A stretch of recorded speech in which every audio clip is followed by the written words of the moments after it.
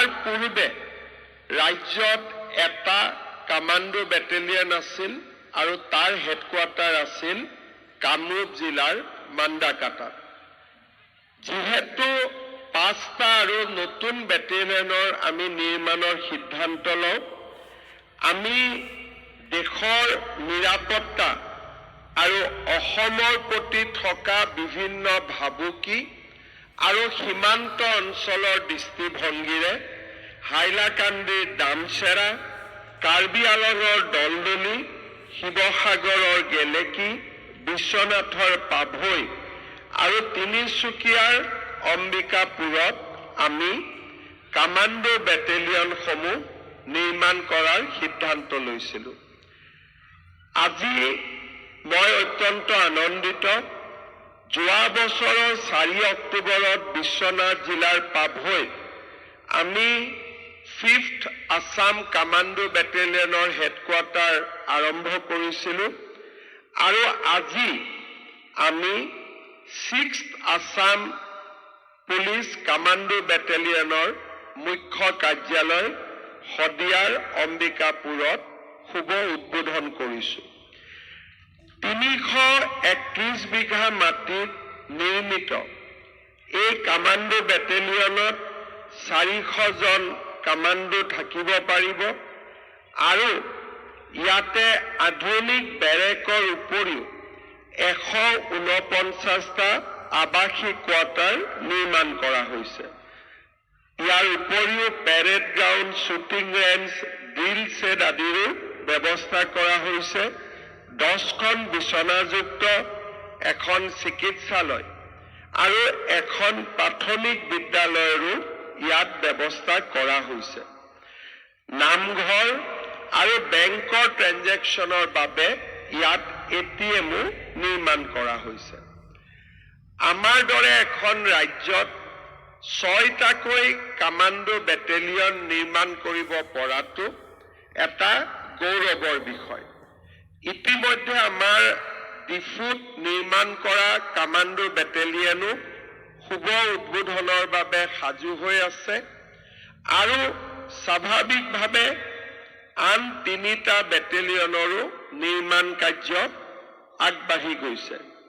কিন্তু শদিয়াত নিৰ্মাণ হোৱা এই বেটেলিয়নই অসম অৰুণাচলৰ সীমান্ত অঞ্চলত এক নিৰাপত্তাৰ পৰিৱেশ সৃষ্টি কৰিব আৰু ইয়াত থকা ভূমি আদিত আমি অসম আৰক্ষীৰ প্ৰশিক্ষণৰ উন্নত মানদণ্ডৰো ব্যৱস্থা কৰিব পাৰিম।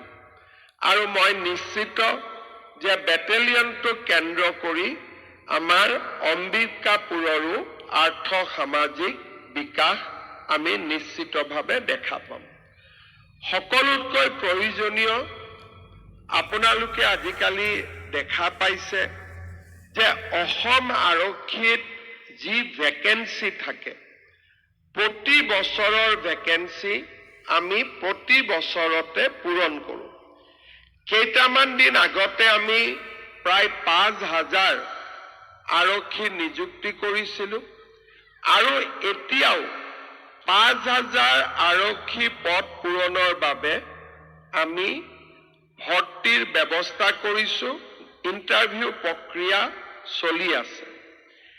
এই কামাণ্ডো বেটেলিয়নৰ উপস্থিতিয়ে শদিয়াৰ যুৱক যুৱতীক অসম আৰক্ষীত যোগদানৰ বাবে প্ৰেৰণা যোগাব আৰু আমিও এই বেটেলিয়নৰ যোগেদি ভৱিষ্যতৰ দিনত শদিয়াৰ যুৱক যুৱতীক অসম আৰক্ষীত অন্তৰ্ভুক্তি হ'বৰ বাবে প্ৰশিক্ষণৰো আমি ব্যৱস্থা কৰিব পাৰিম, যাতে ইয়াৰ যুৱক যুৱতীয়ে অসম আৰক্ষীত প্ৰৱেশ কৰিব পাৰে।